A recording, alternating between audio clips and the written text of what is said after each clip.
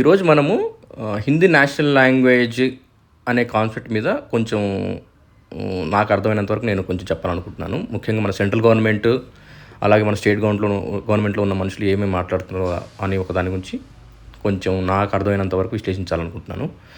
ఈ మధ్య మన అమిత్ షా గారు ఏమన్నారంటే, అది త్వరలో అంటే ఫ్యూచర్లో ఇంగ్లీష్ మాట్లాడే వాళ్ళు సిగ్గుపడేలా ఫీల్ అవుతారా అని ఆయన అంటున్నాడు. అసలు ఎందుకు సిగ్గుపడాలి ఇంగ్లీష్ మాట్లాడేవాళ్ళు? ఇంగ్లీష్ మాట్లాడడం నేరం కాదు. ఇంగ్లీష్ మాట్లాడడం అనేది తప్పు కాదు.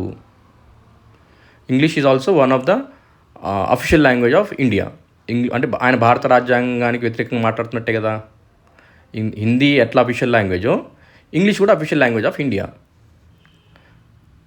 Just like there are many official language, but Hindi is not our national language.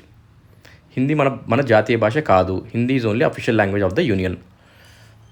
మరి ఆయన అంటే వాళ్ళు ఎందుకు మన మీద హిందీ రుద్దాలనుకుంటున్నారంటే రీజన్ సింపుల్ ఏంటంటే వాళ్ళు హిందుత్వ వాళ్ళ పొలిటికల్ అజెండా ఉంది కాబట్టి మన ఇక్కడ లోకల్గా మనకు చిన్నప్పటి నుంచి హిందూ భావాలు మనకు రాలే. మన సౌత్ ఇండియాలో ఎలా పెరిగాం, మనం మోస్ట్లీ క్యాస్ట్ బేస్ సొసైటీకి పెరిగాం. అంటే వాళ్ళు కూడా క్యాస్ట్ బేస్ సొసైటీయే. అంటే వాళ్ళు మళ్ళీ వాళ్ళ హిందూ అనేది ఉండదు. వాళ్ళు ఇక్కడ మనకి ఎలాగైతే కులాలు ఉన్నాయో అక్కడ కూడా వాళ్ళకు కూడా కులాలే ఉన్నాయి.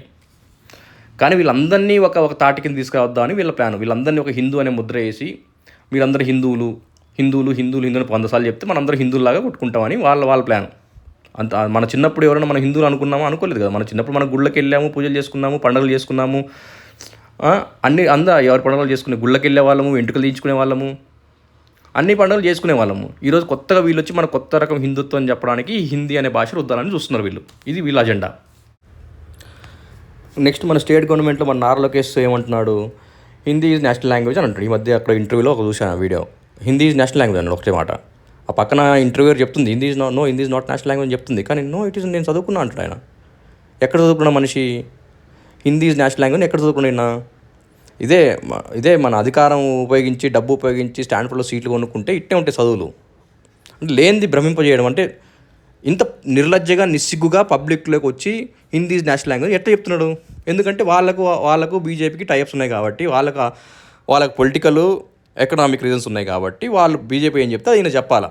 ఇంకొక ఆప్షన్ లేదు. Already they become slaves of BJP. వాళ్ళ సొంతంగా ఏం లేదు. సొంతంగా ఎందుకు లేదంటే నిజంగా ఇప్పుడు బీజేపీ అనేది మన టీడీపీ మీద ఆధారపడి ఉంటే you can demand for special category status, అంతే కదా. ఎందుకంటే మీ మీద డిపెండ్ అయి ఉంటే, కానీ మీరు డిపెండ్ కాలేదు. మీరు బీజేపీ మీద డిపెండ్ అయ్యారు. ఎందుకంటే పబ్లిక్లో చాలా డిస్కస్ అవుతున్నాయి. అంటే ఈవీఎంలు హ్యాక్ అయినాయి, లేదా ఈవీఎంలు రిగ్గింగ్ చేశారనో, ఇలా రకరకాలు చాలా ఉన్నాయి. సరే, అవన్నీ వాస్తవాలు మనకు తెలియదు కాబట్టి వదిలేసింది దాని గురించి. అంటే మీరు డిమాండింగ్ పొజిషన్ ఉంటే ఈరోజు మీరు స్పెషల్ కేటగిరీ అనే స్టేటస్ని అందరికి తీసుకురావాలి. Because BJP are dependent on you అని అంటున్నారు కాబట్టి. నెక్స్ట్ పవన్ కళ్యాణ్ ఏమంటున్నాడు? పవన్ కళ్యాణ్ చెప్పే పిచ్చి లాజిక్ ఏంటంటే, మీరు హిందీలో ఎందుకు డబ్ చేస్తారు సినిమాలు అని అంటాడు. మీకు హిందీ వద్దనుకుంటే హిందీలో డబ్బింగ్ ఎందుకు చేస్తారు సినిమాలు అంటున్నాడు. మరి ఇంగ్లీష్లో చాలా హాలీవుడ్ సినిమాలు వస్తున్నాయి. హాలీవుడ్ సినిమాలు చాలా తెలుగులో డబ్ అవుతుంటాయి, తమిళ్లో డబ్ అవుతుంటాయి, మలయాళం డబ్ అవుతుంటాయి, హిందీలో కూడా డబ్ అవుతుంటాయి. మరి ఇంగ్లీష్ వాళ్ళందరూ వచ్చి తెలుగు నేర్చుకుంటున్నారా? ఇంగ్లీష్ వాళ్ళందరూ వచ్చి తమిళ్ నేర్చుకుంటున్నారా? నేర్చుకోవట్లే కదా. అది ఒక వ్యాపారం. ఇప్పుడు లెట్స్ సే మన భగవద్గీత పుస్తకం ఉందబ్బా, భగవద్గీత పుస్తకం తెలుగు లేదు కదా, సంస్కృతంలో ఉంది కదా సంస్కృతంలో బుక్ తెలుగులో మనము తర్జుమా చేసి చదువుకుంటున్నాం కదా. దానికి మనం ఈ సంస్కృతం నేర్చుకోవట్లే కదా. సంస్కృతంలో చాలామంది ట్రాన్స్ఫర్ చేసి ఉంటారు. సంస్కృతంలో బుక్ మనం తెలుగులో చదువుకుంటున్నాము. అలాగే మన లోకల్ రాష్ట్ర పుస్తకాలు కొన్ని హిందీలో ట్రాన్స్ఫర్ అయింటాయి, ఇంగ్లీష్లో పుస్తకాలు కొన్ని తెలుగులోకి వచ్చి ఉంటాయి. ఇది ఈ పవన్ కళ్యాణ్, ఈ లోకేష్ రెండు ఒకటే నోళ్ళు అనమాట, రెండు ఒకటే బుర్రలు. ఎందుకంటే వాళ్ళని ఆడించే వాళ్ళ పైన బీజేపీ ఉంది కాబట్టి. Because they both are depend on BJP, they can't talk something else. ఇద్దరు ఒకటే మాట్లాడతారు, భిన్నంగా మాట్లాడలేరు, అంతే. లాస్ట్ జగన్ ఏమంటున్నానంటే, జగన్ పాలసీ ఏంటంటే ఈ హిందీ అనేది ఉంటే ఉండింది, కాకపోతే ఇంగ్లీష్ మీడియం అనేది ఇంపార్టెంట్ అని చెప్తాడు. సరే, ఈ పాయింట్ ఆయన వ్యాలిడ్ పాయింట్, ఇంగ్లీష్ మీడియం అనేది ఇంపార్టెంట్ అని చెప్పడానికి తప్పులేదు. కానీ ఆయన కూడా ఎందుకు హిందీని వ్యతిరేకించాడంటే, బికాస్ ఆయన కూడా బీజేపీతో సన్నిహిత పొలిటికల్ ఈక్వేషన్స్ ఉన్నాయి కాబట్టి ఆయన కూడా ఖచ్చితంగా తమిళనాడులో లాగా వ్యతిరేకంగా మాట్లాడలేడు.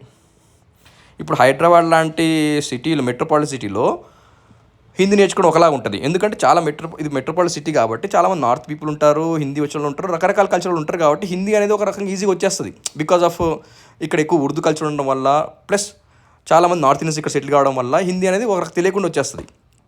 మీరు అదే హిందీ మీరు ఒక అనకాపల్లిలో విజయనగరమో శ్రీకాకుళం అంటే రిమోట్ ఏరియా లేకపోతే అక్కడ వాడికి తెలుగు అనేది చక్కగా రాదు, అంటే తెలుగు దేశం రాయడం చక్కగా రాదు.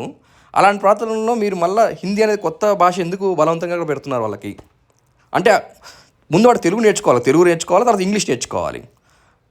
మీరు ఉన్న బర్డెన్కి మళ్ళీ మూడో లాంగ్వేజ్ ఎందుకు తగ్గిస్తున్నారు? అసలు మీరు మూడో లాంగ్వేజ్ ఎందుకు పెట్టాలనుకుంటున్నారు అని నా క్వశ్చన్, ఫండమెంటల్ క్వశ్చన్. దీనికి ఆయన బీజేపీ వాళ్ళు చెప్పేది నేషనల్ ఇంటిగ్రేషన్ అంటారు. ఆయన నేషనల్ ఇంటిగ్రేషన్ ఆల్రెడీ జరిగిపోయింది. మన రాజ్యాంగం ఎప్పుడైతే మనం ఆమోదించుకున్నామో ఆ రోజు నేషన్ ఇంటిగ్రేట్ అయిపోయింది. భారతదేశం అంతా యూనియన్ ఆఫ్ స్టేట్స్ని ఇంటిగ్రేట్ అయిపోయింది. కొత్తగా భాషతో ఇంటిగ్రేట్ కాదు. ఇప్పుడు ఎంతమంది సౌత్ ఇండియన్స్ పోయి నార్త్ ఇండియన్ ఎంతమంది సెటిల్ అవుతున్నారు కారు? ఎందుకంటే వాళ్ళ కల్చర్ వేరు, వాళ్ళ భాష వేరు, అక్కడ ఉన్న ఆర్థిక అసమతులు వేరు, అక్కడ ఉన్న కులభావాలు వేరు. మన సౌత్ ఇండియన్స్ కానీ ఎంతోమంది నార్త్ ఇండియన్స్ వచ్చి సౌత్ ఇండియాలో సెట్ అయ్యారు. ఎందుకంటే ఇక్కడ ఉన్న వాతావరణం, ఇక్కడ ఉన్న మనుషులు, ఇక్కడ ఉన్న కల్చర్, ఇక్కడ ఉన్న people, reasoning people, humble people వల్ల వాళ్ళు ఇక్కడ ఇమడగలుగుతున్నారు. ఎంతోమంది నార్త్ నుంచి ఇప్పుడు హైదరాబాదే వదిలేయండి, హైదరాబాద్ పక్కన వదిలేయండి, ఇది మెట్రోపాలిటన్ సిటీ, అంత ఎవరైనా వస్తుంటారు. ఆంధ్రాలో చాలా రిమోట్ విలేజ్లో కూడా మార్వాడీలు పోతుంటారు. అక్కడ ఎలక్ట్రిక్ షాప్ పెడుతుంటారు, హార్డ్వేర్ షాప్ పెడుతుంటారు, జిలేబీ షాపులు పెడుతుంటారు, స్వీట్ షాపులు పెడుతుంటారు. ఎలా పెట్టగలుగుతున్నారు వాళ్ళందరూ వచ్చి? ఎందుకంటే ఇక్కడ పీపుల్ అకామిడేటింగ్ ఉంటారు కాబట్టి పెద్దగా ఎవరి భాష బట్టి కానీ లేదా వాళ్ళ మతం బట్టి కానీ ద్వేషించుకోరు సహజంగా. అందుకే ఇక్కడ చాలామంది వచ్చి ఇంటిగ్రేట్ అయిపోతున్నారు. కానీ ఎంతమంది సౌత్ ఇండియన్స్ పోయి నార్త్ ఇండియాలో ఇంటిగ్రేట్ అయ్యారు? సో ఫైనల్గా నేను చెప్పేది ఏంటంటే, ఈ రాజకీయ నాయకులు వాళ్ళు 3 కాదు 10 లాంగ్వేజ్ పెట్టినా వాళ్ళకి ఏ నష్టం ఉండదు. ఎందుకంటే వాళ్ళకి 100,000 కోట్ల ఆస్తులు సంపాదించుకున్నారు. వాళ్ళ పిల్లలు చదివినా ఒకటే, చదవకపోయినా ఒకటే. ఈ దేశం కాకపోతే ఇంకో దేశం పాస్పోర్ట్ కొంటారు, అక్కడ వీసా కొనుక్కుంటారు, అక్కడ పిఆర్ కొనుక్కుంటారు. అక్కడ చాద కాకపోతే ఇక్కడ రాజకీయాలకు వస్తారు, సినిమాలు చేసుకుంటారు, వ్యాపారాలు పెట్టుకుంటారు. వాళ్ళకు సమస్య కాదు అది. ఇది కేవలం జనరల్ పబ్లిక్ పిల్లల యొక్క సమస్య. ఇది పిల్లల సమస్య, పెద్దల సమస్య కూడా కాదు. పిల్లల సమస్య అయినప్పుడు మనకు పెద్దలకు కూడా తగులుతుంది. మన పిల్లలు బాధపడుతున్న మనం చూడలేం కదా. మన పిల్లలకు సమస్య అయినప్పుడు ఈ సమస్య ఏందిరా, ఈ సమస్య ఎందుకు మనం క్రియేట్ చేస్తున్నారు, అన్నెసరీగా ఎందుకు క్రియేట్ చేస్తున్నారు అనే క్వశ్చన్ వస్తుంది మనకి. కానీ మన పబ్లిక్ ఎంత నిస్సహాయతలు అయిపోయారంటే మనం ఏం చేయగలం చెప్పండి. ఇప్పుడు మనం హిందీ పెట్టారు మన మీద, పిల్లలు రోజు స్కూల్ నేర్చుకోవాలి తప్పదు. కానీ మనం ఏం చేయలేకుండా నిస్సహాయత స్థితిలో మనం ఉన్నాము. కానీ ఈ పొలిటీషియన్స్కి ఆ సిచ్యువేషన్ ఉండదు. వాళ్ళ పిల్లలు వాళ్ళు హ్యాపీగా ఉంటారు, ఈ దేశం కాకపోతే ఇంకో దేశం బతుకుతారు. వాళ్ళ కేవలం వాళ్ళ పొలిటికల్ ఎజెండా మనం రుద్దనికి మనల్ని బలిపశువులు చేస్తున్నారు, మన పిల్లల్ని బలిపశువులు చేస్తూ ఉంటారు. ఇది వాళ్ళు చేసే పని. ఇది నాకు అర్థమైంది.